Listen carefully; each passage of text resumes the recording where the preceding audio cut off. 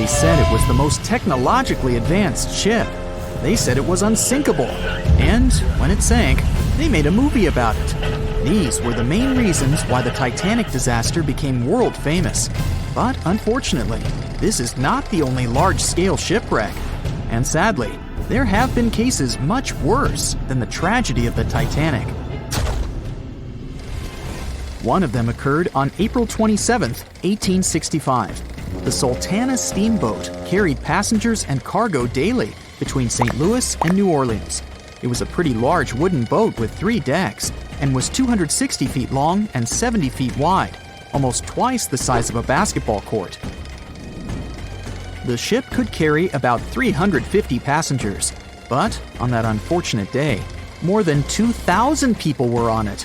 On April 23rd, she was making a routine voyage from New Orleans when it broke down.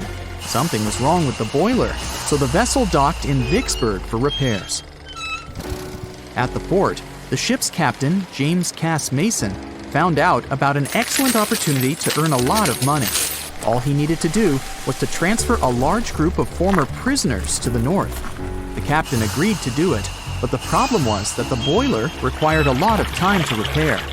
Mason was afraid that his competitors would take the job, so he decided to sail despite the malfunction the ship had. He patched up the holes in the boiler instead of a big repair and invited all the ex-prisoners on board. So, there was a broken boiler, an excess number of passengers, a lack of lifeboats, and not the best river conditions. Also, the captain refused to send the ex-prisoners to the hold, so they were all with ordinary passengers. There were strong chances for a shipwreck, but the greedy desire to earn more money was stronger. The Sultana went on a voyage and sailed up the river for 2 days. At this time, one of the biggest Mississippi floods in history began. The river overflowed its shores because of the flood, with the water level rising several feet. All the trees on the shore disappeared, and only the tops were sticking out of the water. The ship sailed opposite this powerful current, making the boiler work too hard. On the evening of April 26th, the Sultana arrived in Memphis, Tennessee, and they loaded even more, 120 tons of sugar and 200 passengers. She got incredibly heavy. Around midnight, the ship continued its dangerous journey. The captain sailed to barges to load a shipment of coal. At 1 a.m., the vessel left the barge. At 2 a.m., the broken boiler, unable to withstand the load, suddenly exploded. The Sultana was just 7 miles north of Memphis.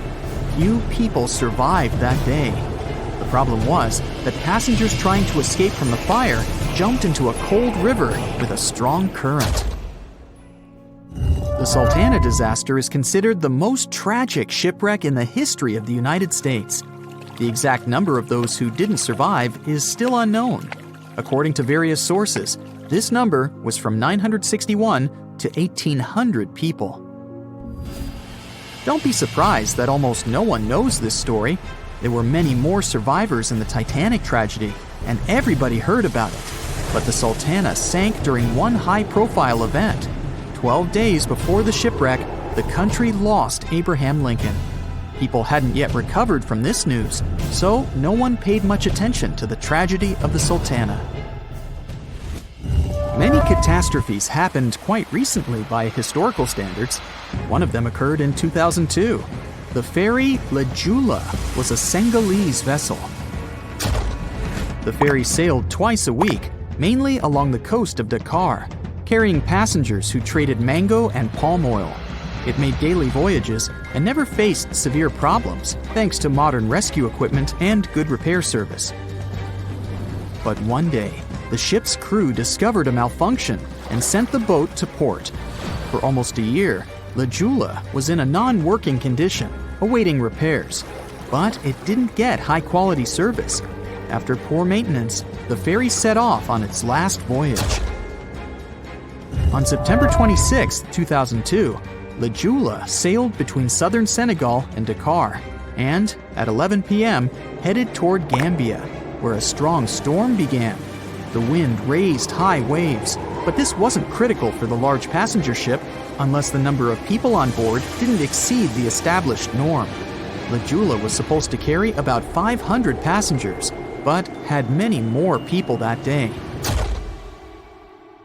Too many passengers, poor repairs, and a strong storm caused severe problems for the ship. But the main factor in the shipwreck was that the Joola was only built for sailing in coastal waters, but that day, it sailed far from the shore. Big waves started rocking the boat, and at some point, it just turned upside down.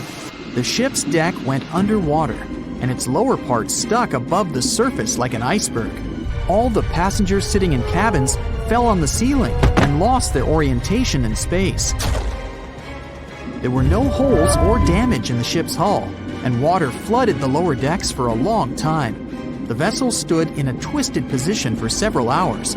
Then, the boat began to sink when the water seeped through the deck and hold. The ocean was warm, but no one came to save the passengers.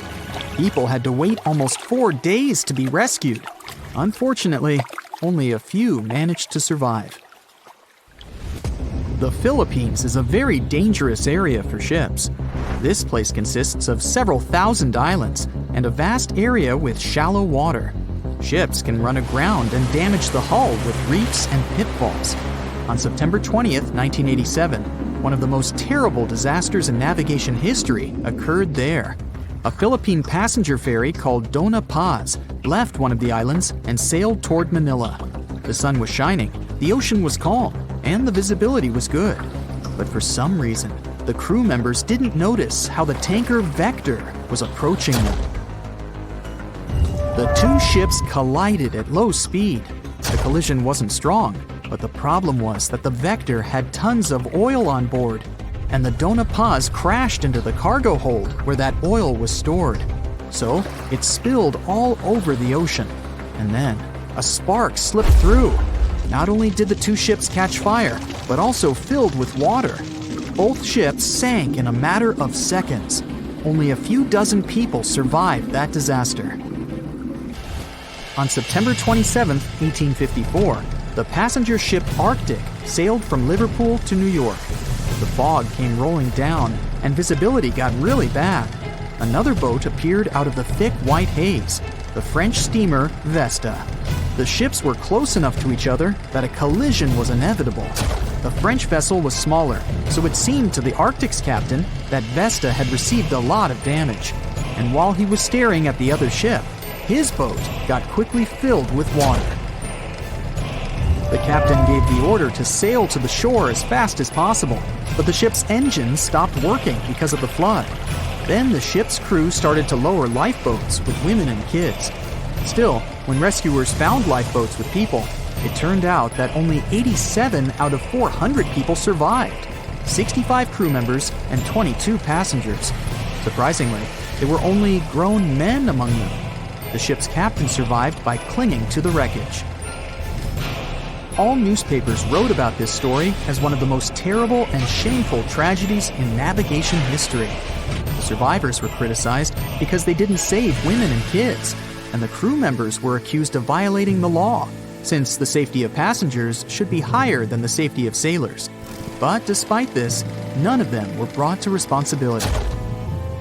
Unfortunately, shipwrecks still occur to this day, but fortunately, there are fewer of them than before, thanks to modern navigation systems and radar.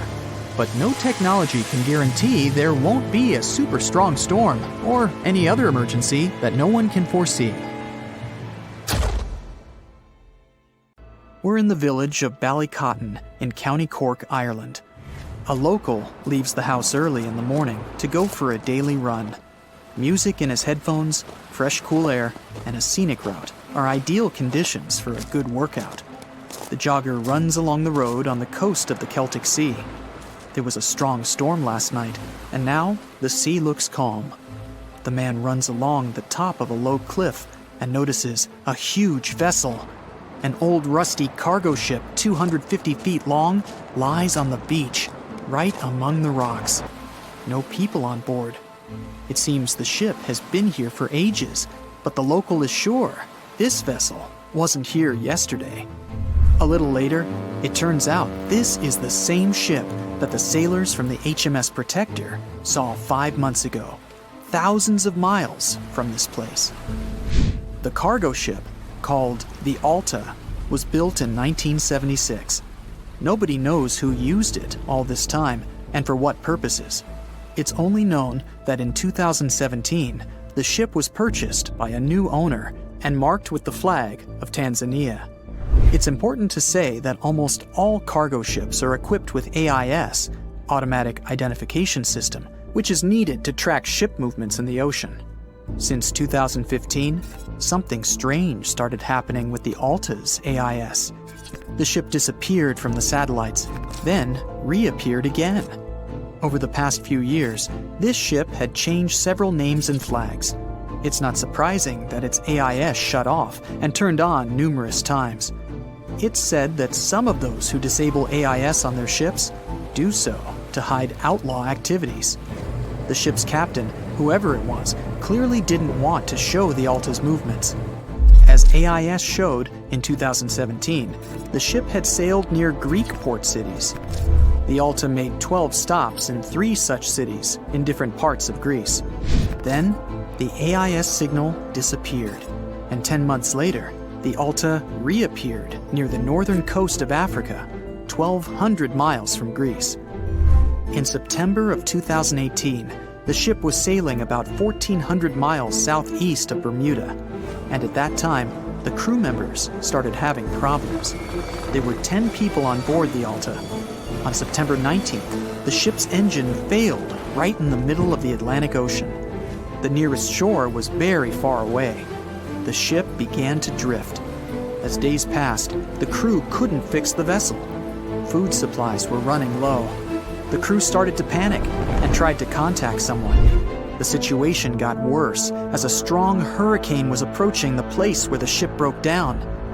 Crew members contacted the U.S. Coast Guard. On October 2nd, a helicopter headed towards the ship.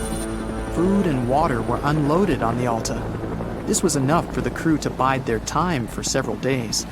About a week later, a rescue boat sailed about 1,500 miles to reach the Alta and help the stranded sailors. Shortly before the start of the hurricane, American rescuers succeeded. The entire crew of the wrecked ship was taken to Puerto Rico. The Alta remained drifting in the ocean. After a while, another ship arrived to tow it to the coast of Guyana. Then, something went wrong again. The ship was hijacked. Who did it and why remains a mystery to this day. But then, for some unknown reason, the thieves decided to abandon the ship and left it to drift in the ocean. For almost a year, the ship's location couldn't be tracked. Then, in September 2019, the vessel was found by the British Royal Navy. How the Alta was able to cover the distance across the Atlantic and wash up on the coast of Ireland is unknown. An investigation has been launched in Ireland. It's necessary to identify the owner of the vessel and find a responsible person to take on the task of towing it. But no one has since been found. Once, an unknown person called the Irish authorities and introduced themselves as the owner of the ship, but didn't provide any evidence. Several barrels of oil were found on board the Alta. To dismantle the ship, the Irish authorities will need to spend about 10 million euros. Local residents are annoyed by the wreck too. Corroding metal is bad for the environment, and kids have already snuck on board and posted a video on the internet from inside the abandoned ship. The further fate of the Alta remains unresolved. It's still lying there. That ship sailed in the ocean for just 2 years. Now imagine if some other managed to drift for 38. In all that time, no one could catch this ship, and people still seek it. That vessel is called the SS Baychimo. It was a merchant ship owned by a Canadian trading company. In 1931, the ship got stuck in ice off the coast of Alaska. A strong snowstorm began. The team waited a week for it to end, but the storm only intensified. One day, the weather improved a bit, and part of the team was evacuated to the nearest city. Another part of the crew, with the captain, set up camp near the ship. The storm started again and didn't stop for a long time. the blizzard was so heavy that the ship's captain couldn't see beyond his arm's reach. Finally, when the storm was over, the captain saw that the ship simply vanished. He decided the Baychimo sank during the storm. A week later, the ship was found, drifting near the place where it was lost. The hull of the ship was damaged so badly that it was unsafe to sail on it. The captain decided to abandon the ship. However, it didn't sink. For the next 38 years, it was drifting at various points along the Alaskan coast. Several times, people climbed on the ship, including native Alaskan residents and a group of researchers. Attempts to save the vessel from the sea ended in failure. The salvage operations were hampered by drifting ice and bad weather. The last time it was seen was in 1969. The ship was frozen and blocked by the ice. In 2006, the government created a special project to find the Baychimo. However, in all these years, the ship still hasn't been found. Its fate is unknown. It's likely that the ship has finally found peace and is now lying on the seabed of the Chukchi Sea. The voyage started just like any other. The cargo ship SS Cotopaxi is making another journey to Havana, Cuba to deliver coal. It's November 29, 1925. For Captain Meyer and his crew, leaving Charleston Port, South Carolina, it will be the last trip the ship ever makes. Its route ran through the Bermuda Triangle. 2 days into the trip, the Cotopaxi sent out a distress signal. It had got caught up in a strong tropical storm and turned over on its side. The wind was very strong and there was powerful lightning as well. Rain gradually filled the ship's hold. Then there was a bright white flash, and the ship disappeared without a trace. Later, its wreckage was found in the Gobi Desert, which is in a completely different part of the world. All 32 crew members, including the captain, were missing. Of course, the part about the Gobi Desert is fictional. For one of his movies, Steven Spielberg came up with the idea that the ship was moved there by aliens. Still, in real life, the ship was never found, and its crew really did disappear. It was officially declared missing a month afterward, and nobody could find the wreck. It seems like a classic case of mysterious things going on in the Bermuda Triangle. But most mysteries are solved sooner or later. In 2020, the Cotopaxi was found. A man named Michael Barnett had moved to Florida to study shipwrecks off the coast. One wreck in particular really caught his attention. It was much larger than the others, and the locals called it the Bear Wreck. It was about 40 miles from St. Augustine in northern Florida, but no one had ever managed to identify the rusty hull. So Michael started to do some detective work. He measured the size of the shipwreck and started working through all the information he could find. He researched hundreds of old newspapers, leafed through insurance records, and looked at artifacts found on the wreck. After hundreds of hours of hard work, Michael was sure it was the Cotopaxi. But a few years before, there had been a rumor that the same ship had been found off the coast of Cuba. The Coast Guard found the wreck of a cargo ship about the same size that looked a lot like the one lost in 1925. Michael was sure they were wrong, so he teamed up with some science journalists and kept investigating. Soon they discovered something that seemed to confirm Michael's belief. Divers found brass valves with the letters SV on them in the wreckage of the ship. Michael suggested these initials referred to Scott Valve Manufacturing Company. The headquarters of this company was in Michigan, not far from where the Cotopaxi had been built. The company had probably supplied parts for the Cotopaxi. So the puzzle seemed to be solved. The Bear Wreck was really the missing cargo ship. But Michael still needed to work out why the ship had sunk. Did something mysterious really happen to the Cotopaxi in the Bermuda Triangle? Later, Michael found the testimony of the ship's carpenter among some old papers. The carpenter claimed that the hatches covering the coal on the ship had been in a terrible condition before it sank. Repair work on the covers wasn't finished before the crew got the order to sail to Cuba. So if the hatch covers were still broken during the trip, Water could have easily gotten on board. This water probably flooded the hole during the tropical storm.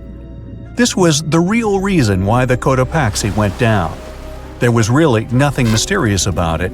It was just a mistake made by ordinary people. But this is just one example out of dozens or even hundreds where ships and planes have gone missing in the Bermuda Triangle. We still can't explain some of these incidents. It seems like there really is something weird going on there. One of these strange events happened in 1948. A passenger jet was headed for Miami from San Juan, Puerto Rico. It disappeared in the same area as the Cotopaxi. The 32 people on board vanished without a trace.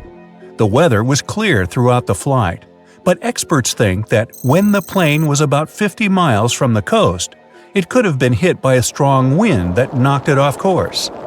Years later, a similar plane was found in the area of the Bermuda Triangle, but because no one could work out the registration, it was impossible to say for sure if it was the same one. Something even stranger occurred not long before, in 1945. 5 planes went missing all at the same time. Some trainee pilots were practicing their navigation skills, but when they'd finished, it seems they couldn't find their way back home and disappeared. Many people assume they just ran out of fuel. This seems likely, but still, the circumstances were really strange. The trainees were being supervised by an experienced pilot who had 2,500 hours of flight time. He would never have let a group of newbie pilots get that far away from their base. Even now, people still debate what could have happened. Some insist the pilots ran into something supernatural out there in the Bermuda Triangle. But who knows? And here's another freaky thing that happened there which no expert has been able to explain. Time travel. In 1970, Bruce Gernon was flying a plane from Andros Island to the Florida coast. When he was at 11,500 feet, a giant cloud appeared in front of him. It kept getting bigger and bigger, and he had no choice but to fly through it. As soon as he did, the plane was surrounded by darkness. It was as if the day had turned to night in a split second. Suddenly, Bruce began to see white flashes of light around him. They were so bright that they lit up the entire sky. But they weren't lightning bolts, although he couldn't really explain what they were. The plane continued through the strange cloud for almost a half an hour. Bruce noticed that the cloud changed shape during this time. The space around the plane turned into a tunnel. Then the tunnel started narrowing. Bruce became really tense as he tried to cope with the plane's controls. All his instruments and navigation equipment were going crazy, and the electronics stopped working. Then, a white light appeared at the end of the tunnel. Just like in the movies, the plane escaped the closing cloud tunnel at the very last second. Everything was fine, but now Bruce found himself in some white fog. He had no idea where he was. Then he managed to contact ground control. He was shocked when he learned that his plane was already in the airspace above Miami. It seemed that something impossible had happened. Bruce was meant to cover a distance of about 250 miles during the flight. This usually took 1.5 hours, but he had managed it in just 47 minutes, almost 2 times faster than normal. When Bruce landed, he went to check the amount of fuel left in the tank. It turned out he'd used up a lot less than the normal amount of fuel as well. Could there be a logical explanation for the time-traveling plane? Well, records show that a large number of sunspots were detected on the surface of the sun that day, and there was a strong solar wind. This could easily have made the electronics and devices on the plane go crazy. But what about the mysterious cloud? The Florida coast is a place where 2 large air currents meet. One has a high pressure and the other is a low pressure one. This causes a lot of storm clouds in the area. But people still debate how Bruce was able to cover the distance so quickly. Some people say that some kind of mysterious dark energy was involved. Others say it was a gravitational anomaly that curves space and time. Others think that Bruce is just a fraud. We still don't know the truth. So, is there really something supernatural about the Bermuda Triangle? Or is it all just coincidences and made-up stories? The truth is that no more planes and ships disappear in the Bermuda Triangle than anywhere else in the world. The sea, this unrelenting water beast, has been defying all attempts to tame it for centuries. Many ships driven by the wind have gone through the harshest parts of the world. Some have survived the struggle with the sea, and many have come off second best. It's the year 1834. A ship called the Pilgrim is setting a course to sail from California to Boston. The journey will venture around South America and then past Cape Horn of Chile. Richard signs up as a merchant seaman aboard the Pilgrim. This is his first voyage at sea.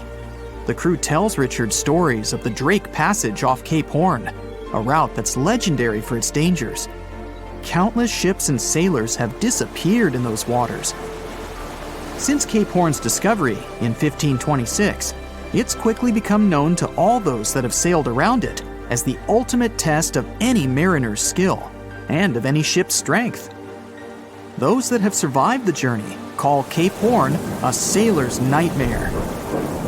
Jack the helmsman, a salty veteran, steers the ship towards this most dangerous of all routes. Jack has been aboard the Pilgrim since it was first commissioned in 1825. He's passed by the Horn many times, each time learning a different lesson from the tests provided by the sea. The Pilgrim has been refitted since its past voyage a year ago. Richard values Jack's experience, given that it's his first journey at sea. Jack assures Richard of his confidence in the Pilgrim, even though it's just a small wooden brig with 2 masts. Jack's aware that wooden vessels are gradually becoming outdated, replaced by new steam-powered ships. But Jack prefers the maneuverability of the Pilgrim and would take it over the steel ships any day.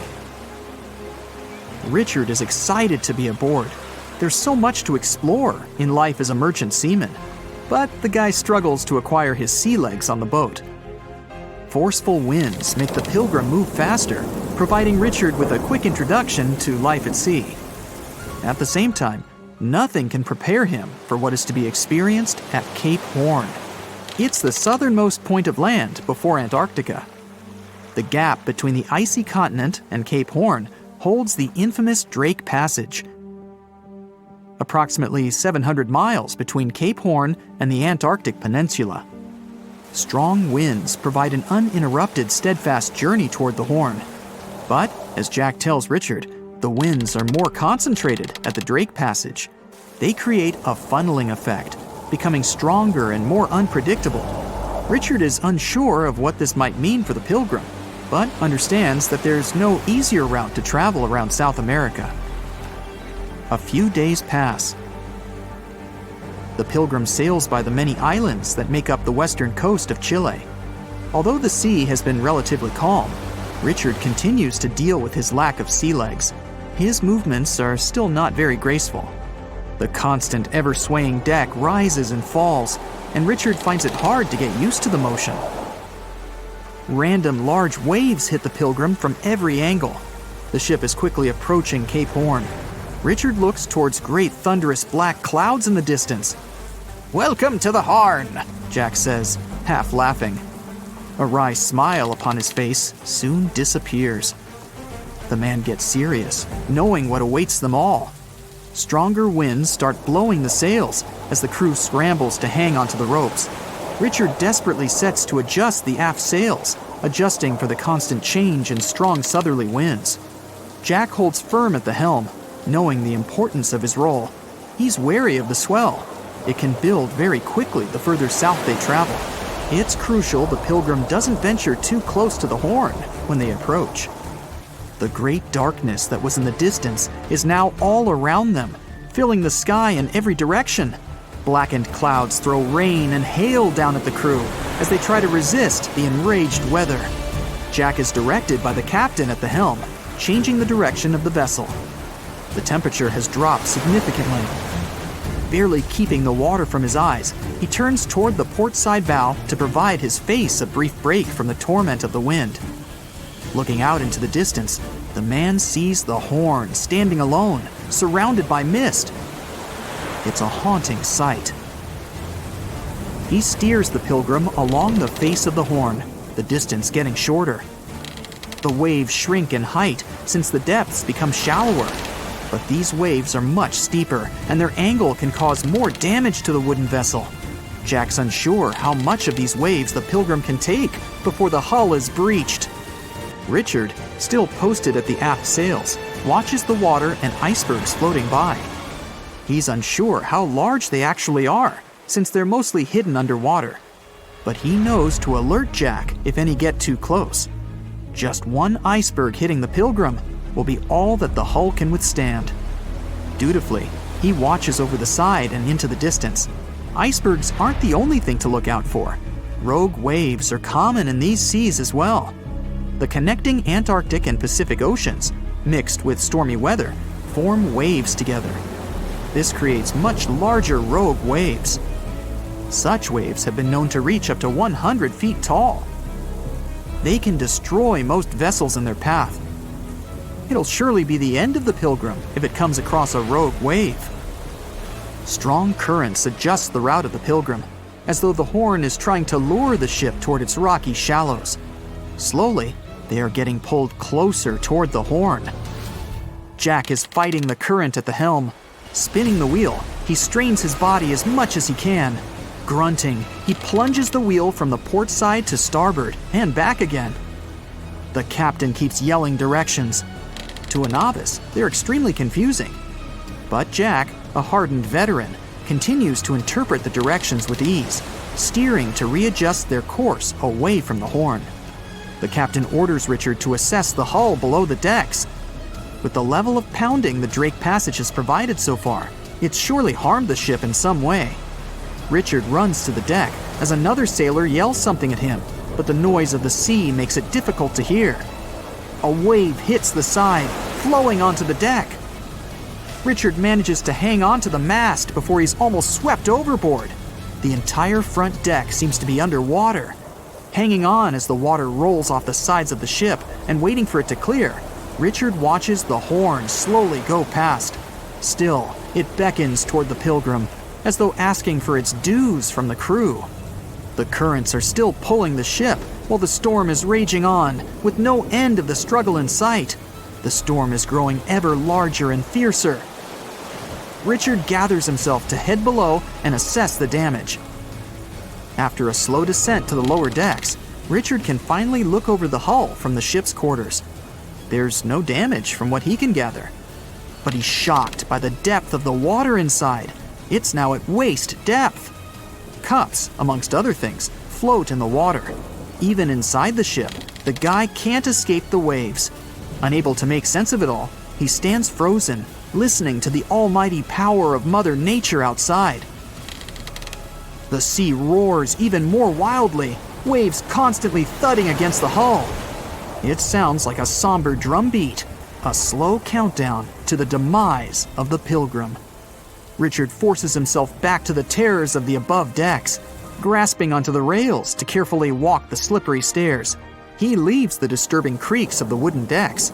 They're soon replaced with the strained sounds of the ropes, the yells of other sailors, and the deafening roar of the sea crashing all around him. Jack is at the helm, focused on his role, still fighting the wind and the waves, even with the addition of ice and frost. It seems that the world around him has set its heart to distract the man from his duty, but Jack pushes on determinedly. For 9 days, the Pilgrim fights the constant changes in stormy weather, facing all kinds of obstacles, but the ship manages to make it through. As they leave the storm behind, the crew sets their course north for their final destination. The sight of the sun peeking through the dark clouds is the most relieving thing Richard has ever experienced. Unfortunately, Richard lost his rations at some stage during the storm. At sea, if your rations are lost, it's your own bad luck. Luckily, Jack is kind enough to share some of his.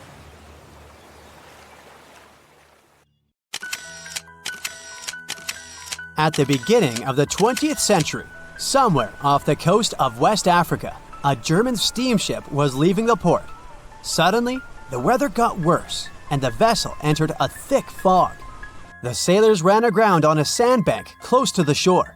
Luckily, no one was hurt, and they were even able to save their precious cargo. but the ship was stuck in the sand for good. And it was not alone there. Nearly the entire length of the western coast of Namibia is called Skeleton Coast. If the name sounds scary, that's because it is. This 976-mile-long beach line is among the most dangerous places on Earth. The local Bushman tribes believe that their supreme deity made this land when it was angry. The Portuguese were the first Europeans to set foot in Namibia in the 15th century. And yep, they didn't like Skeleton Coast either. Portuguese explorers thought this land presented the gates to the underworld. This is the place where the Namib Desert meets the Atlantic Ocean. It might be dangerous, but it's actually beautiful. Plus, it's a UNESCO World Heritage Site. If Skeleton Coast had a PR manager, they would quit on the first day on the job. The area is not exactly tourist-friendly because of its geography and history. Beneath the sand and the waves, there is a secret ocean currently lurking for unsuspecting sailors. It's called Benguela Current. It flows towards the north along the coast of southern Africa.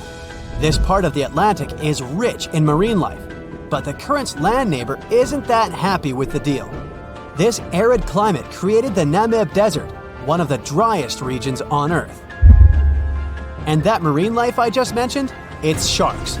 11 species of them to be exact. And yes, the great white decides to pop by once in a while. So far, we've got a desert landscape, strong currents, and sharks. Not a place for a beachside resort, definitely. But if someone ends up on Skeleton Coast, will they know they're in danger? Don't worry, they will. The beach is littered with wrecks of all sizes and shapes. If you remember that German ship I mentioned in the very beginning, its massive and rusted stern is now sticking out from the desert sand. There are some 500 wrecks in total scattered along the coast, and it's a mixed crowd, from Portuguese galleons centuries old to ships that ran ashore here in the 21st century. A modern fishing ship called Zela India managed to slip from its tow rope in 2008 and ended up on Skeleton Coast. Okay, it didn't escape on its own, it had some help from the elements. But it's better to be a tourist attraction on a beach than to be broken up for scrap. That's where the trawler was originally going, poor thing. Skeleton Coast's most famous inhabitant, to call it such a place, is the wreck of the Dunedin Star. The British cargo liner ran aground here in 1942. The massive rescue operation that followed reveals why it's so dangerous for sailors to end up here. The rescuers managed to save all of the crew and passengers, but at a heavy price. An aircraft and a tugboat were lost in the process. It took the last of the rescuers a full 2 months to return home to Cape Town. Why, you might wonder? One look at the map of the region reveals the reason. It's an endless sea of yellow, which is the sand. There are so few roads here, so Skeleton Coast is hard to reach by land. There are also legal obstacles. You need a special permit to drive into the area. But the skeletons in the name of the area don't only refer to ships, they also stand for animal bones. Most of these belong to whales and seals. Many animals have adapted to the area, so lions and hyenas roam the coastline in search of a meal. Yeah, now there are hungry lions as well, as if those sharks weren't enough. Other animals with a temporary residence on Skeleton Coast include elephants, cheetahs, leopards, and giraffes. In 1971, the Namibian authorities established a national park here, but except for surfers, after an adrenaline rush, they don't get many visitors. You can understand why. The Namib Desert is the oldest desert in the world, and it's not very tourist-friendly either. Those who travel to the region should pack sunscreen and a warm winter jacket. A weird combo, right? Well, not so much when you think that during the day, temperatures soar over 110 degrees Fahrenheit. At night, the air temperature drops below freezing. What a climate roller coaster! And that's not the final danger. Yep, there's more. Remember how that German ship got lost in thick fog? Yeah, it wasn't a one-off event. Because of the region's climate, fog shows up frequently. Sailors should cover their ears now, but this fog is actually good for wildlife. This is their only source of water in the Namib Desert. Reptiles and mammals have adapted to the harsh climate. They use as little water as possible. Shifting sands, thick fog, strong currents, lions, and sharks. Not the stuff you would put in a tourist booklet, but Skeleton Coast isn't the only beach on Earth you wouldn't want to spend your vacation on. I will take you to Cape Tribulation in Australia. The area covers some 48 square miles in the northwestern part of the continent. And no, the area is not as dry as Skeleton Coast. It's part of the Daintree rainforest. You could say that here, it is the rainforest, not the desert that meets the ocean. The beach at Cape Tribulation is straight from a postcard. But looks can be deceiving. Australia? Probably sharks. No, crocodiles are out here to get you if you decide to go for a dip in the sea. There are saltwater crocodiles that the locals call salties. Well, that's a cute nickname for such a dangerous reptile. And it's not just that. The wildlife seems to have a beef with visitors. From October to June, the waters around Cape Tribulation are full of box jellyfish. Their venom affects the human cardiovascular system. When touched by a jellyfish out at sea, swimmers won't have enough time to reach land for help. Vinegar helps neutralize the sting, so you might want to keep a spare bottle in your luggage. Crocodiles and jellyfish sound dangerous, but there's one more animal you should look after. It's the wild boar. It might sound funny, but you won't laugh when you're being chased by one of these across the beach. 21 million wild boars live in Australia. They're mostly active at night, making it even more dangerous if they charge at you. The best defense is running in circles. Wild boars can't cut corners well. That's probably why we don't see many of them taking up careers as race drivers. Cape Tribulation has one last danger installed for you, and it's not an animal. Out here, even the trees are plotting against visitors. The stinging tree got its name for a reason. If you try to pick one of its beautiful red berries, it'll fight back. Its prickles are like tiny glass shards. The less than pleasant effect on your skin will last for a month. Then there is this wait-a-while bush. Who keeps naming them like this? This long vine has spikes that grab hold and just don't let go. They are so strong they can pull a human off a horse. You'll have to wait for someone to come by and save you from this thorny grabber. If you are about to cross this Australian beach from the vacation list, hold on for a second. Tourism is booming here. The local authorities have restricted access to all of the danger zones. Visitors go swimming in dreamy water holes that are surrounded by lush vegetation. There are even ropes to swing from. Now, that's a beach you can finally relax on. As an experienced sailor and the first man to ever sail non-stop on his own around North and South America, Matt Rutherford has seen a lot during his voyages. But what he saw in 2013 while sailing through the waters of the Atlantic with his colleague surely stands out. Some 800 miles off the coast of Bermuda, not far away from the famous Bermuda Triangle, they noticed a boat that seemed to be moving by itself. The sails weren't up and the motor wasn't running. The sailors decided to check if there was someone who needed their help aboard, so they moved closer to the mysterious ship. Once they got there, things only got weirder, as they realized there wasn't a living soul aboard. Rutherford started filming to document their discovery. The boat looked so awfully abandoned that they expected to find some pretty scary things in there. But it didn't stop Rutherford from searching the vessel. The boat, which turned out to be named Wolfhound, looked like an upscale one, probably costing hundreds of thousands of dollars. It was pretty weird to find it floating by itself in the middle of the ocean. It seemed like whoever abandoned it was leaving in a rush. There were clothes and other personal belongings all over the main cabin. Some parts of the ceiling had fallen and some drawers had popped open. The brave sailors decided to tow the ghost ship back to Bermuda. It wasn't easy because Wolfhound was bigger and heavier than their boat. After days at sea, the crew was running low on fuel and asked a passing freighter to stop and give them some gas. They kept pulling Wolfhound until the tow line got wrapped around the rudder and they realized they could get stranded in the Bermuda Triangle. So they had to abandon the ship. What really happened and how Wolfhound ended up in the middle of the ocean will probably remain a mystery. Rumor has it that it belonged to a member of the Royal Irish Yacht Club. The ship was going on its first voyage from Connecticut to Bermuda and then Antigua. It got in a terrible storm around 400 miles away from Delaware. The winds were so strong that the yacht suffered 2 knockdowns. A Greek cargo ship rescued the crew. They left the ship with an emergency beacon on. The rescued crew members shared that they saw the ship sink, which only adds more questions to the story. How did it get back to the surface? Does the Bermuda Triangle have anything to do with that? Christopher Columbus himself reported some unusual compass activity going on in this mysterious area while he was on his way to the New World.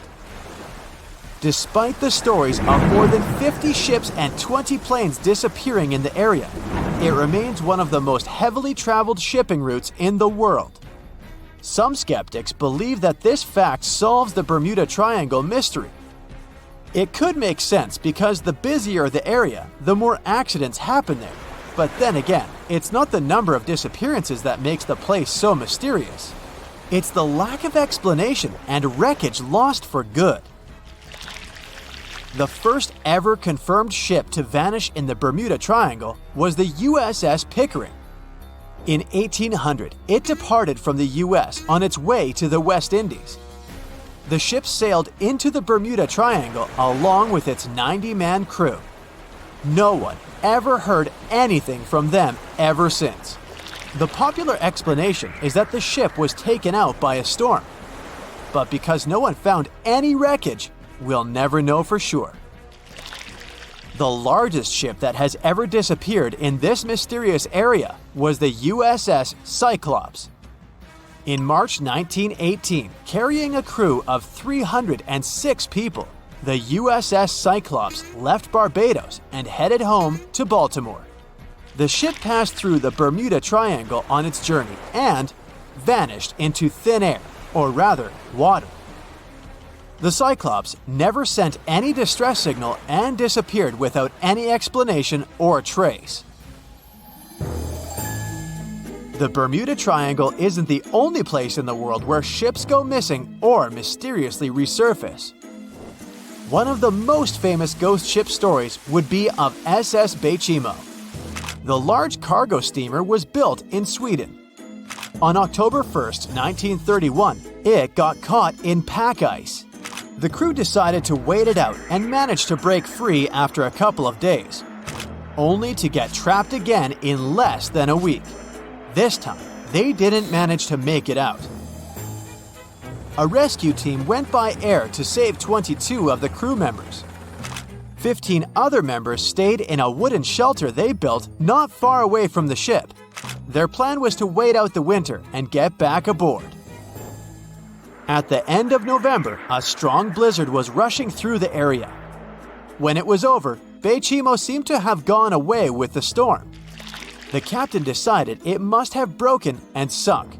But a few days later, a local hunter informed them that he had seen the ship around 45 miles away from their camp.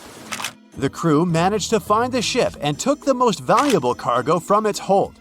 They had fears that Baychimo wouldn't live through that rough water, but it did manage to survive after all. Once the ice was gone, it floated away and ended up drifting along the shores of Canada and Alaska. Many people reported seeing the ghost ship in an open sea. Some even tried to board it to save the ship, but the weather didn't allow it to happen. The last time someone saw SS Baychimo was in 1969, 38 years after its crew had left it. It could still be drifting somewhere in the ocean. The story of MV Joyita happened in the South Pacific. The ship was originally a wooden luxury yacht. After serving for 20 years to various owners, it became a merchant ship. In 1959, it set on a trading voyage that was supposed to last around 2 days. When it didn't reach its destination on time, No one was worried at first as things happen in the open waters. After another day, and no distress signals from the Joyita, it was obvious that something serious was going on with it. There were 25 people aboard, and their families wanted to find them. A search and rescue crew worked for 6 days looking for the ship, or at least its wreckage, in an area of nearly 100,000 square miles. That's 1.5 times as big as Florida. Sadly, the mission had come back with no results. It seemed like Joyita had disappeared without a trace. A month later, another merchant ship noticed Joyita drifting in the ocean, miles and miles away from its original route, and none of the crew members or passengers were on board. The cargo had also disappeared. The lifeboats were also gone, so the people must have escaped the ship hoping to save themselves. It turned out that the crew had been trying to get help as they tuned the radio to the International Distress Channel. But the damaged cable didn't let them send the signal any further than 2 miles. It also looked like when they were leaving the ship, the crew took the logbook with them, and we still don't know what exactly happened to Joyita. Family members of those who were on board are still looking for answers. One professor claims it must have been a corroded pipe that leaked and flooded the vessel, but we'll most likely never know for sure. In the Pacific Ocean, near Japan, there is an area nicknamed the Devil's Sea. It's believed to be one of the 12 vile vortices around the Earth. Some people claim that vile vortices have weird things going on in them because the pull of the planet's electromagnetic waves is stronger there than anywhere else. The most famous ship that disappeared in the area was a fishery patrol vessel in 1952. The ship went there to investigate the vessels that went missing previously and disappeared along with 31 crew members. Scientists who don't believe it was a mysterious disappearance blame the underwater volcano eruption for what happened. Thick fog is rising over the ocean as the sun is slowly sinking towards the horizon. It's hard to see further away than a few dozen feet, but that's enough to notice a hulking, skeletal shape in the distance. As your ship approaches the figure, your heart beats faster, and then you make out the details of another vessel, abandoned by the looks of it. Ghost ships do exist, and their mysteries aren't always solved. Take MV Joyita, for example. It was a wooden vessel built in 1931 as a luxury yacht. It had served well to various people over 20 years before it was bought by a Samoan sailor and became a merchant ship. In 1955, though, Joyita's service came to an abrupt and mysterious end. On October 3rd, it set sail for another trading voyage that should have taken no more than 48 hours. Delays happen in the sea, so when Joyita didn't arrive on October 5th as scheduled, there was little worry yet. But then it failed to come on the following day too. There was no distress signal or any other sign of Joyita's presence anywhere between its departure and arrival points. A search and rescue party was dispatched to find the ship, and for 6 days, they were scouting the area of nearly 100,000 square miles. On October 12th, the mission returned to the base empty-handed. Joyita vanished without a trace. It was only a month later that another merchant ship, Tuvalu, noticed the missing vessel far away from its route, drifting in the open sea and listing heavily. The sailors boarded the ship and found that all of its crew and passengers, 25 people total, were missing, along with all the cargo the vessel had been carrying. The radio was tuned to the International Distress Channel, meaning that the crew had been trying to ask for help, but they couldn't reach anyone because the radio cable had been damaged, limiting the range to 2 miles. The lifeboats were missing as well, indicating that people on board must have left the ship. Unfortunately, they seem to have taken the logbook with them, leaving the rescue team clueless as to what had happened. Even today, the mystery of MV Joyita hasn't been solved yet. No one knows where the crew and passengers had gone and what had caused them to leave. SV Carol A. Deering wasn't a ghost ship in the usual sense of the word. There were no sightings of it in the open sea. Instead, it was found on the shore. but the circumstances of it running aground are a puzzle shrouded in mystery.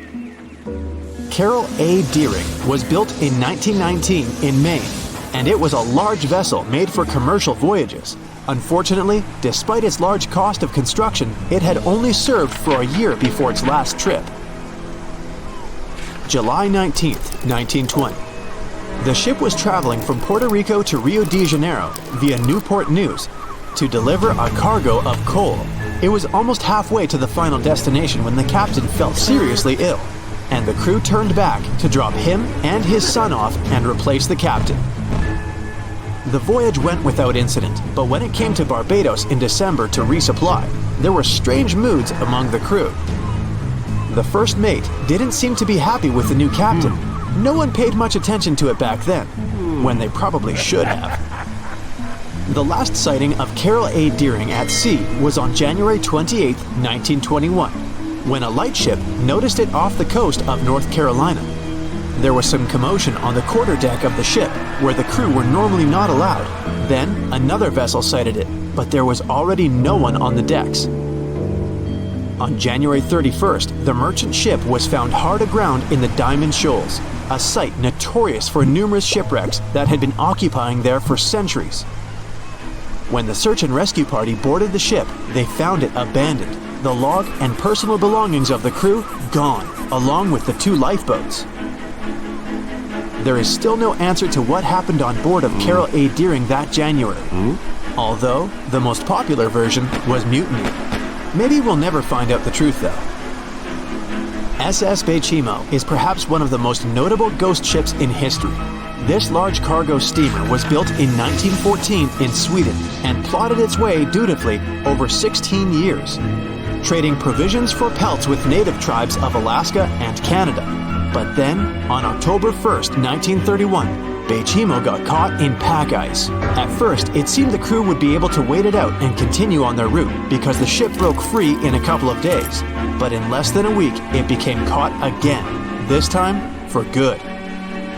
In another week, a rescue party was sent to fetch 22 of the Baychimo's crew, while another 15 remained behind to wait through the winter if necessary and get the ship back.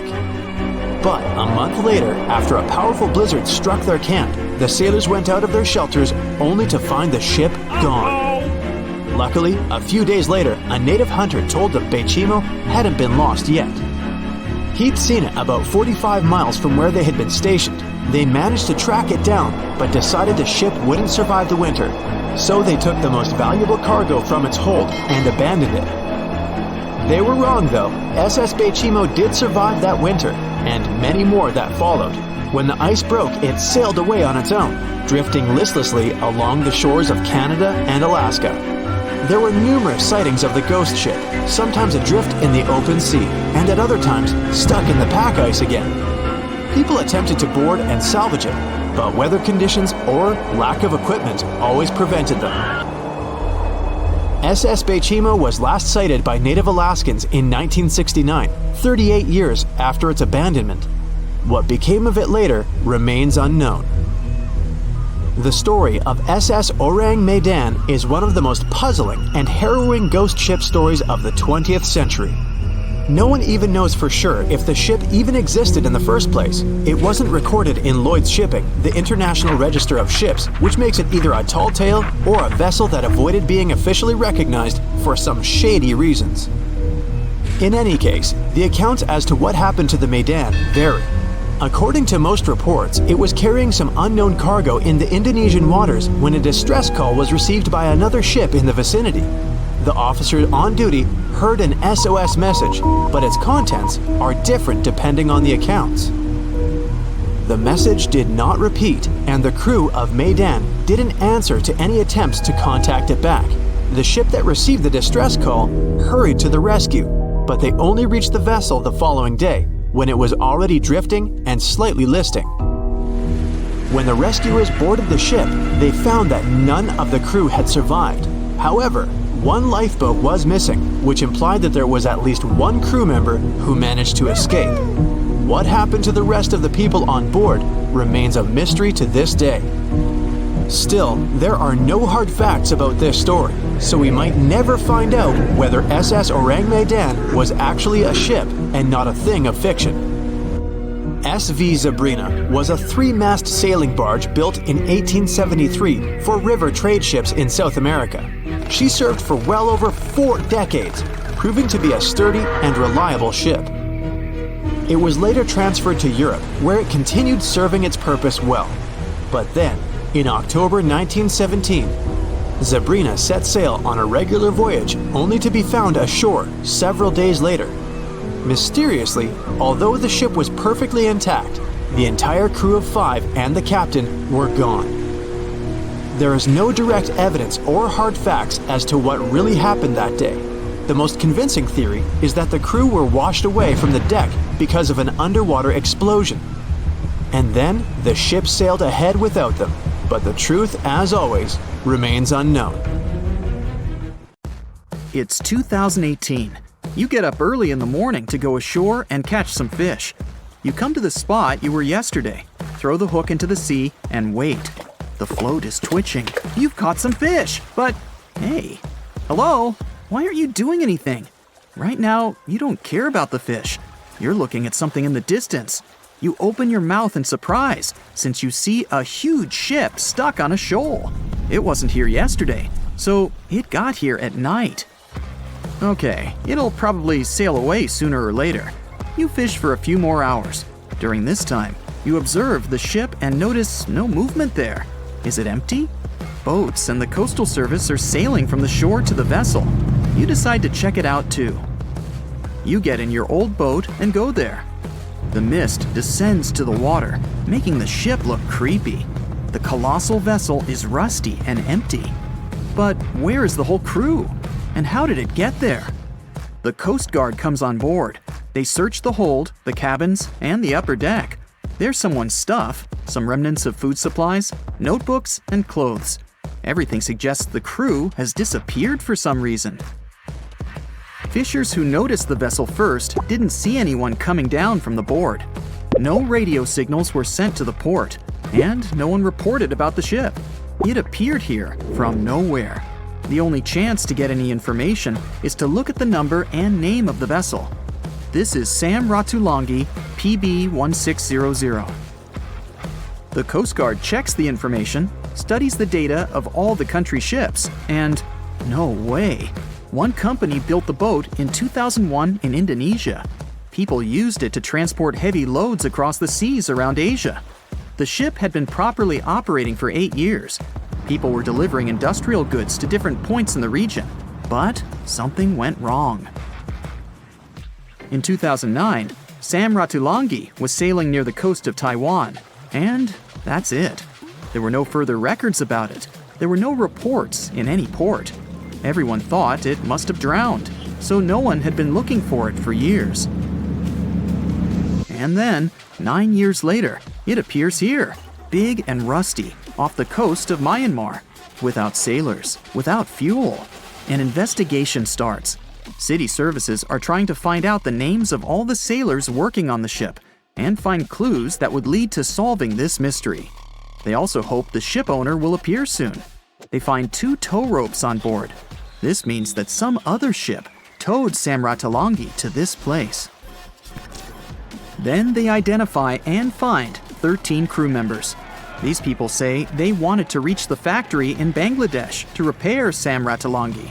Another vessel helped tow the ship, but then 2 cables tore off, and a storm began. No one wanted to stay on board during such weather, so the crew members left it. No one knows what the ship has been doing for the last 9 years, and how it was possible without people on board. And here's another, much more mysterious ship story. On February 16, 2020, locals found a large cargo ship stuck on a rocky shore off the coast of an Irish village. The boat looked rusty, with holes in the hull and rotten parts. People hadn't seen this vessel the day before, so it appeared there at night. The last time people saw the Alta cargo ship was a few months earlier, thousands of miles off the coast of Ireland. That day, the Alta was sailing in the waters of the Atlantic Ocean. Another ship, the MS Protector, noticed it. MS Protector crew members tried to contact the ship, but received no response. The people on board realized that they were facing an empty vessel. And then, 5 months later, it appeared near the coast of Ireland. There are more questions than answers in this story, but we managed to find something out. In 2015, the Alta appeared and disappeared from the radar several times. Any ship has an internal tracking system, so people can track its route using satellites. But Alta crew members often disabled this system. Perhaps they were engaged in some illegal activity. Anyway, in 2017, the ship often sailed between the ports of Greek islands. Then, the tracking signal disappeared and appeared only 10 months later, off the coast of North Africa. During this time, the ship changed several flags. In September 2018, the Alta was southeast of Bermuda and headed for Haiti. Then, the crew started facing problems. First, the main engine failed right in the middle of the Atlantic Ocean. The ship began to drift. Several days passed, but the crew members weren't able to repair it. They began to run out of food and water supplies. The situation got even worse when they found out that a hurricane was approaching the place. Fortunately, they managed to contact the U.S. Coast Guard. A helicopter flew to the Alta on October 2nd to bring them some supplies. There was enough food for several days. Then, a rescue boat sailed to the ship. It evacuated all the sailors and delivered them to Puerto Rico before the hurricane. The Alta had to drift alone in the ocean. After a while, another ship approached the Alta to tow it to the shores of Guyana. But at this moment, everything went wrong. Someone stole the boat, disabled the tracking system, and sailed away in an unknown direction. After almost a year, the MS Protector found the empty Alta in the waters of the Atlantic Ocean. And then, 9 months later, the ship without a crew sailed to the shores of Ireland. How did it manage to travel across the Atlantic and get to the coast of Ireland? It's still a mystery. Maybe it was just luck. No one else saw the ship all this time. It was just covering huge distances, surviving storms. Who's the captain? What happened to the thieves? Who owns the ship now? One day, someone called the village administration and introduced themselves as the vessel owner. But that unknown person didn't provide any evidence.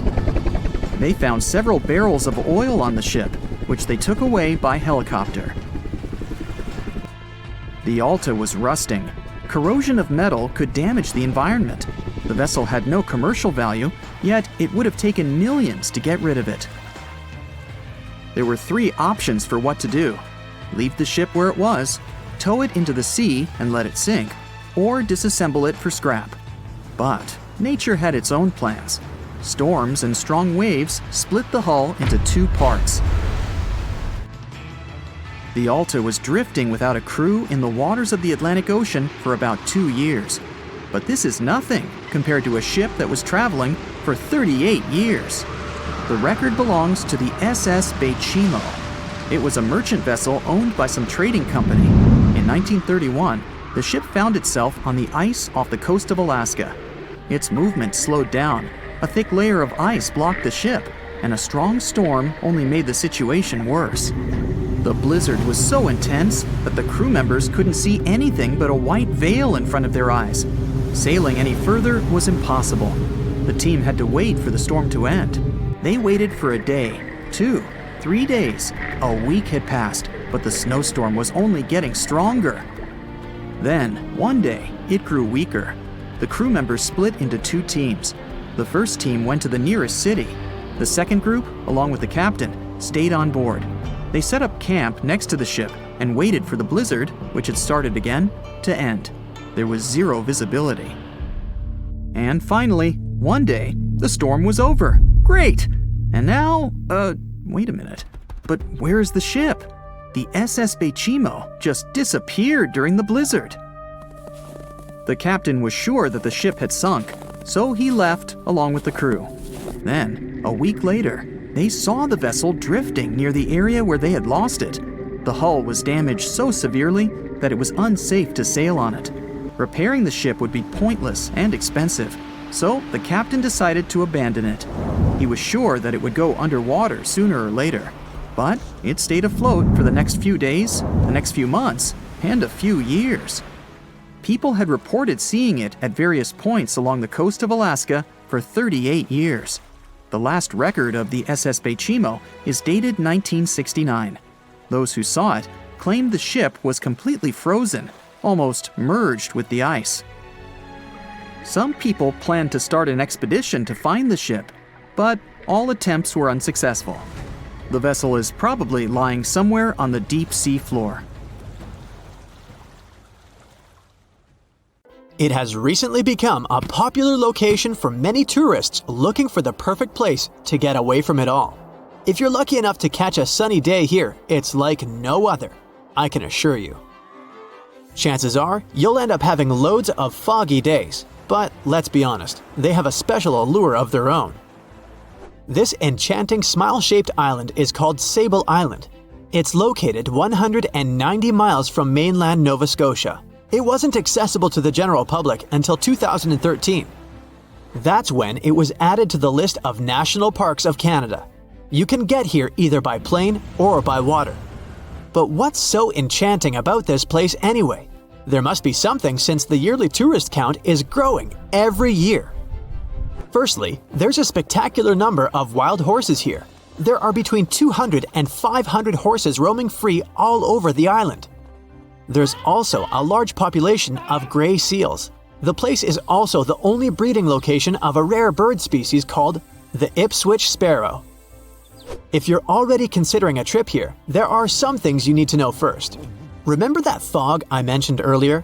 Well, it turns out that Sable Island is the foggiest place in the Canadian Maritimes. I'm talking about approximately 127 foggy days each year. During such days, Sable Island literally disappears underneath a thick layer of fog. You won't be able to explore the place on your own either. The local regulations state that visitors need to travel within a group, and they also need to keep a 197-foot distance from the wildlife they can encounter here. As charming as this place may be, it holds a dark secret hidden beneath the sandy dunes, and it has nothing to do with beautiful creatures living here or the island's unique vegetation. Apart from being known from its horses and seals, Sable Island is infamous for an overwhelming number of shipwrecks. Over the years, about 350 ships have ended their lives here, on these sandbars. When survivors described their experiences, they usually mentioned harsh weather conditions near this mysterious island. The island also made its way into literature when it was described in a book called The Perfect Storm, which was written by Sebastian Junger and published in 1997. The book was so successful that it was later adapted for the big screen in 2000, with George Clooney playing the leading role. The first recorded shipwreck near Sable Island dates back to 1583. The boat was named the HMS Delight and was under the command of British adventurer and explorer Sir Humphrey Gilbert. Only 17 people managed to survive the catastrophe by escaping in a small boat. Records mention that they spent 7 days at sea before reaching the shores of Newfoundland. In 1884, another vessel named the Nicosia struggled in the thick fog as well. The ship was completely destroyed, but fortunately, all 18 crew members managed to survive. The captain's son was almost lost at sea when a lifeboat capsized when he was climbing into it. He somehow managed to stay underneath the lifeboat, which was completely submerged. When this lifeboat righted, he eventually emerged from the water and was rescued for the second time. The years between 1947 and 1999 were relatively quiet on the island. In 1999, though, a yacht called the Merrimack ran aground near the shore of the island at about 2 a.m. on July 27th. The 40-foot fiberglass boat had a crew of only 3 people. Natural gas exploration workers, who were luckily not far away, rescued them. The crew managed to fly safely to Halifax the next day. The owner of the Merrimack tried to recover his boat by hiring local fishermen. Unfortunately, this operation was unsuccessful, since only the fittings of the yacht were eventually saved. It took no more than 6 weeks for the sand and waves to crush and completely break up the hull of the Merrimack. So what is it about this place that's so dangerous for boats? Does it have anything to do with the weather? Or maybe there's other forces at play? The explanation turns out to be a bit more complex, and it wasn't easy to figure out, at least not way back in the 1500s. First of all, the island is located close to one of the world's richest fishing grounds. Since it's also near one of the major shipping routes between Europe and North America, hundreds of vessels sail past it each year. The likelihood of shipwreck increases when there are so many boats roaming around the area. Sable Island is also in the way of most of the storms that move up the Atlantic coast of North America. It's no surprise that boats often get hurtled straight onto the shores of this island. The weather has a lot to do with it too. During the summer season, the warm air from the Gulf Stream creates a dense fog as it merges with the cool air by the Labrador Current that passes by the island. Other currents don't help the matter. Sable Island is next to the meeting point of three major ocean currents: the Gulf Stream, the Labrador Current, and the Belle Isle Current. Since the 1950s, radars and other modern navigation tools have been used on commercial vessels as well. Up until then, the sextant was the main instrument used to figure out a ship's location. It doesn't mean that sextants weren't accurate, but this instrument couldn't work properly without a clear view of the sun or stars, which means it didn't help much in dense fog, such as the one surrounding Sable Island, or when it was cloudy. Often during bad weather, the captain of a ship navigated, relying on their experiences and intuition based on the ship's speed and direction. That's why most of the survivors in shipwrecks near Sable Island said that the captain had simply miscalculated the ship's position, crashing into Sable Island by accident. This dusty, sandy land is as unfriendly to ships as it is to trees. There's reportedly a single tree on the whole island, and it looks a lot more like a bush. It's actually a pine tree. And since the famous island horses don't see it as much of a food source, it somehow managed to survive.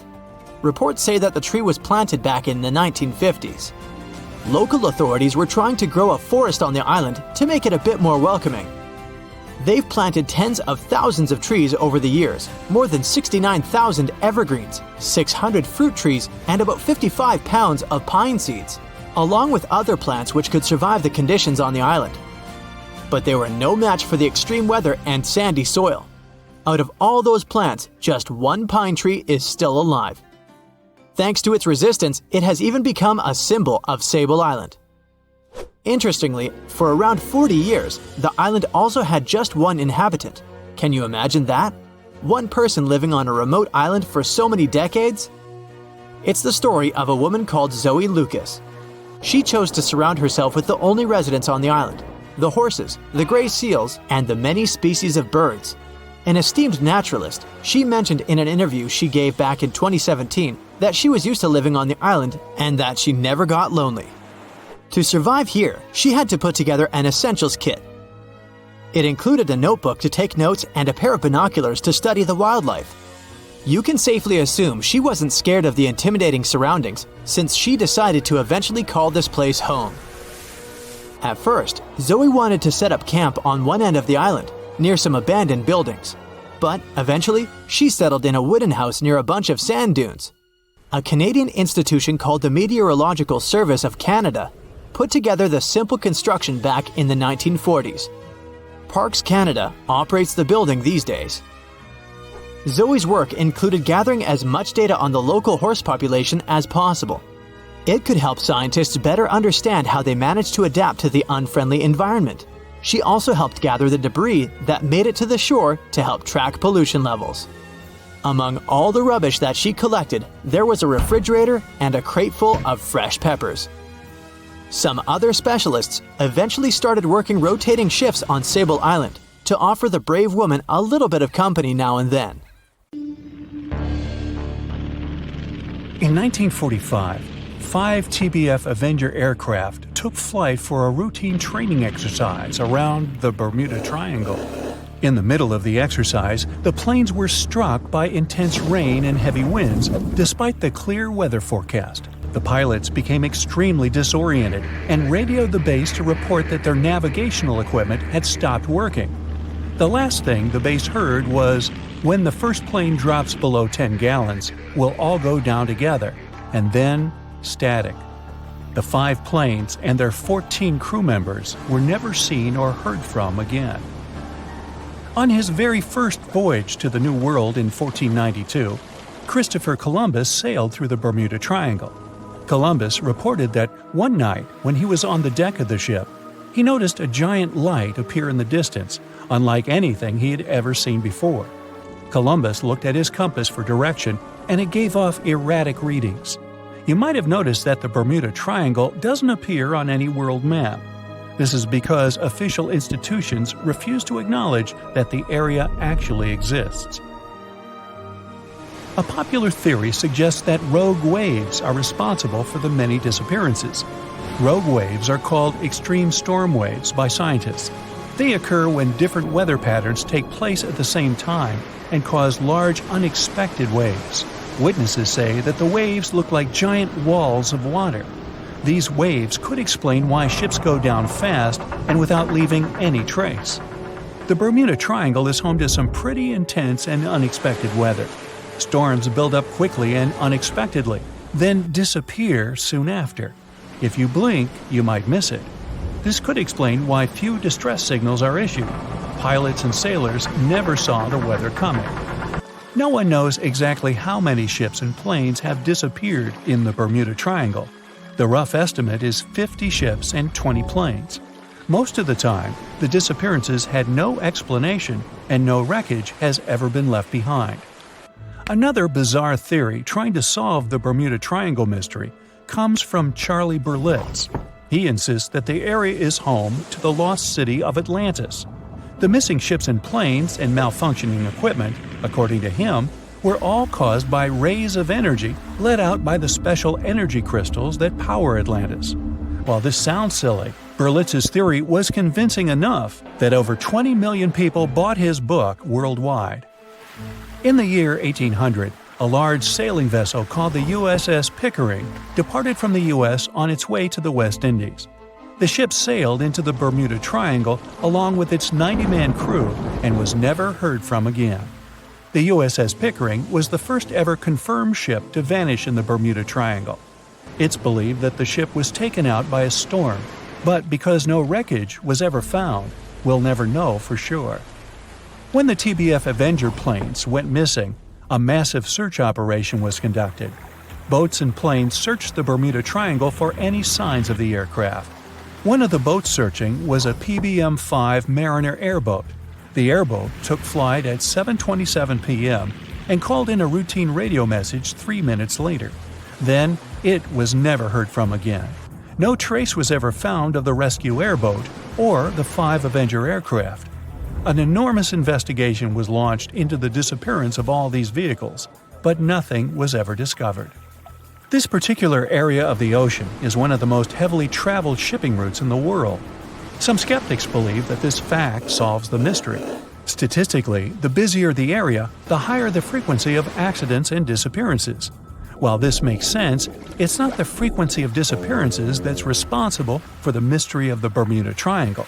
It's the lack of explanation or wreckage found. On the ocean floor, decomposing organisms let off large concentrations of methane gas that gets trapped under the water. This gas can build up until, boom, it ruptures. The gas surges up to the surface and erupts. If a ship was in the area of one of these ruptures, the water would become much less dense and cause the ship to sink rapidly and without warning.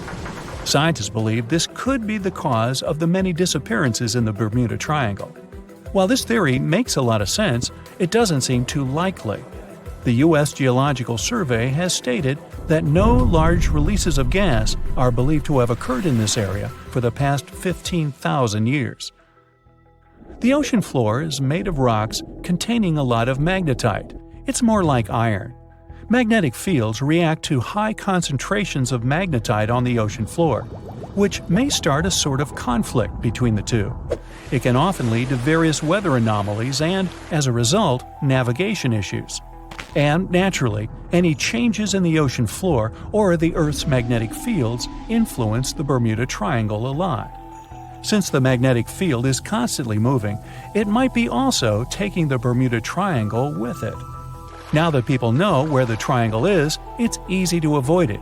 It supposedly moves eastward together with the magnetic poles. but scientists still can't answer where exactly it will be in a couple of years. Some people blame all the disasters on the extraterrestrial paranormal activity. Others suppose it's all about raging natural phenomena. There's another triangle in Lake Michigan. Just like the one near Bermuda, the Michigan Triangle got its shady reputation for some disappearances. The first recorded one dates back to 1679. A large vessel, one of the largest of that time, set out on an expedition, yet once it got in the sinister triangle, it never came back. Much later, an aircraft disappeared in this triangle. The skies are usually very clear there, but back in 1883, some people witnessed abnormal things in the area. Some claim to have seen large blocks of ice falling from the skies, and the crew even managed to save one as hard proof. Meanwhile, the Pacific Ocean Mystery Area is another sinister triangle. Off the south coast of Japan, not far away from Tokyo, there's a sea where plenty of ships met their doom, disappearing without a trace in these waters. They call it the Devil's Triangle. Some scientists believe the cause of anomalies is the environmental changes. Also, there's a really high concentration of methane hydrates on the bottom of the ocean in the Pacific Triangle area. You're deviating from your original course and sailing in the wrong direction. There's the Caribbean Sea near the triangle, peppered with small islands. The seafloor here isn't deep. The ship can get in shallow waters. And now the ship is stuck on a shoal, and you have no idea where you are. If this were the 21st century, the ship's captain would be able to reach the shore using GPS and other modern navigation. But the most interesting thing is that the compass would work correctly this time, since the magnetic North Pole hasn't already coincided with the true one for a long time in the territory of the Bermuda Triangle. The agonic line is somewhere far away from here. There are no problems with navigation now, but for some reason, this is where ships disappear. In fact, not just here. Throughout the Atlantic Ocean, there are places where many more ships were gone. The Bermuda Triangle is not even in the top 10 of such places. One of the main reasons why many ships are lost here is that one of the most popular shipping routes in the Atlantic passes through the Bermuda Triangle. And the more ships in one place, the more shipwrecks. Simple probability. Then, it just starts getting weird. Other theories say that there's a space-time rift in this region. Ships and planes fall into this rift and end up in the past or the future. But for some reason, there's not a single proof of this myth. There's no reason to think that the rift is hidden somewhere here. The base of an extraterrestrial civilization is located in the Bermuda Triangle. Visitors from other galaxies steal sea vessels along with the crew, so no one finds the wreckage of the ships. This is also a popular myth that has no scientific justification. The Kraken lives somewhere in the triangle. It's a huge squid that sinks ships and also is a legend that sailors tell each other. However, gigantic squids live in the depths of the ocean. They can grow to the size of half a train car, but no cases have ever been recorded where they sunk a large vessel. And in the area of the Bermuda Triangle, they have never ever been seen. People in the past didn't know about the existence of these creatures, so when they saw them for the first time, they described them as huge, terrible monsters. Giant squids are some of the most elusive creatures on Earth, and scientists had to use sonar equipment to find them. They don't like to leave the dark depths and are likely to be afraid of the sound of any ship. So, that should squash the squid as a suspect. The year was 1854, and the SS Arctic, the fastest passenger liner of its time, set out to cross the Atlantic. As it sailed through the misty veil, it slowly disappeared into the unknown. The Collins Line, an American shipping company, was started in 1818 and only began seriously trading in the transatlantic by 1835. Its steamships crossed the Atlantic from Liverpool to New York within just 10 days. Doesn't sound like a great speed today, I know, but back then, the same thing took other ships several weeks. Light on the water with their wooden hulls, powering through with a strong steam engine, those steamships were the favorite choice for many high-profile people. What could go wrong with such an advanced ship, they thought? This reminds me of some other ship everyone believed to be unsinkable. But anyway, back to the Collins Line. It grew to be a serious contender on transatlantic routes, with only one other competitor, the Cunard's Line. It was a British company also aiming to be the main force through the Arctic Passage. In 1835, the company received a new ship that traveled to Liverpool and came back to New York with the largest cargo ever at that time. From then, the Collins Line was steadily growing. It seemed like there would only be future successes for it. Unfortunately, their lavish ships became costly to run with the amount of coal used. Massive power along with weak wooden hulls meant they needed many repairs after each voyage. So, every trip ended up being expensive.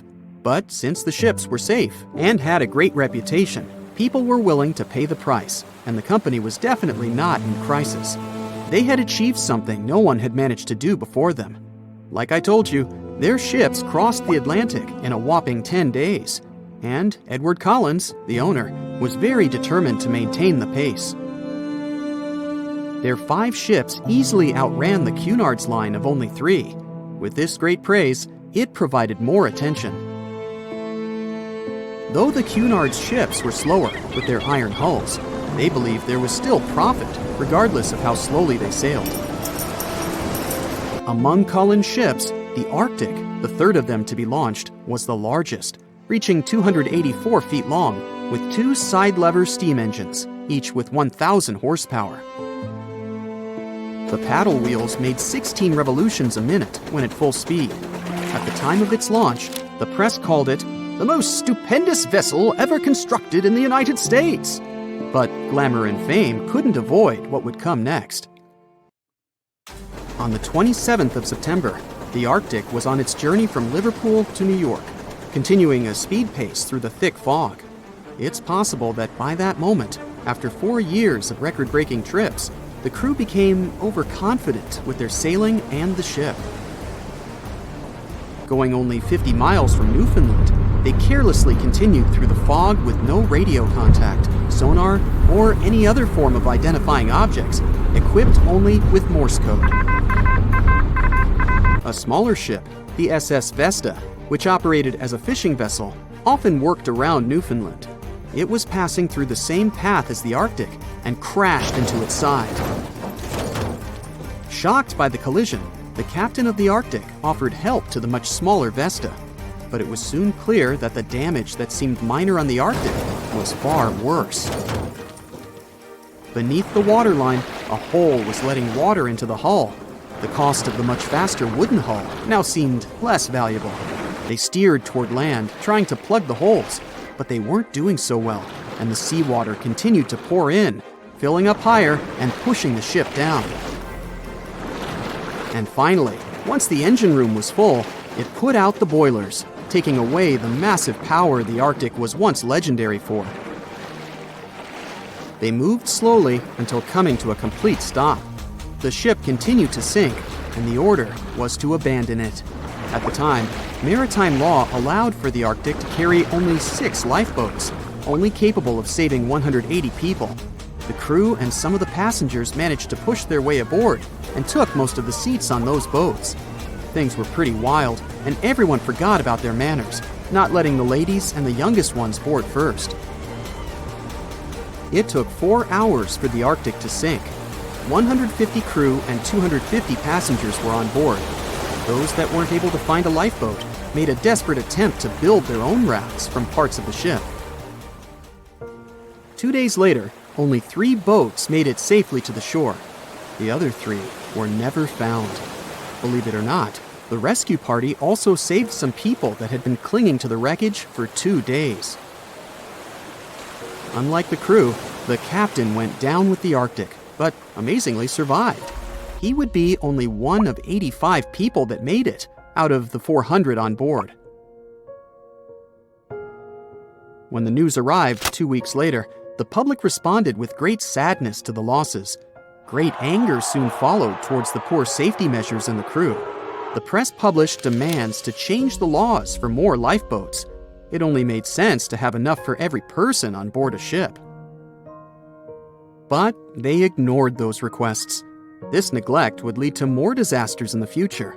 Enough lifeboats would only come into maritime law some 60 years later, after the disaster of the Titanic. Edward Collins' wife and 2 children were also aboard the ship and didn't return.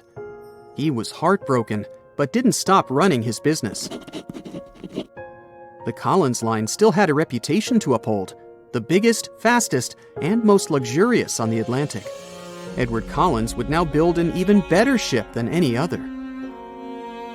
It was named the Adriatic, and it was the largest ship in the world, 354 feet long. With 2 alternating steam engines that had never been built of this size. These steam engines at the time were at the height of engineering, though today you can only see them in models and toys. With the new addition of 2 masts, the Adriatic would also be able to sail if needed. Luckily, they made some lessons from the disaster of the Arctic. But before their new ship, the Adriatic, was built, another disaster had occurred.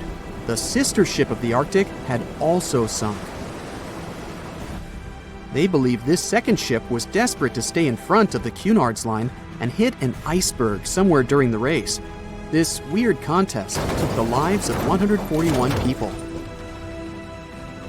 The desperation of Collins and his weakly built hulls pushed the company towards bankruptcy in 1858. The newly built Adriatic, costing over $1 million, had only made 1 voyage in the end. And even that voyage was considered a disaster. The ship collided with a tugboat. It still managed to finish its maiden voyage at a suitable time. After the company had gone bankrupt, they had to sell the ship for only $50,000. They removed the great giant engines, replacing them with only sails. Although it was once the greatest ship on the high seas, it was only 30 years later until it was abandoned, labeled irreparable, and anchored in a river. The other remaining ships were also sold and only used for parts. Edward Collins left the industry altogether, seeking work on dry land instead. As the Collins line was no longer in the mix, the Cunards would grow in strength. Without competition, they would win the Blue Ribbon for the next 30 years, and 180 years later, after producing hundreds of ships. They still have a constant presence on the seas as they provide transatlantic crossings, world voyages, and leisure cruises. To this day, the Cunard line is the only one to run ships between Europe and America, and it's great proof that it's not always the fastest that's the best.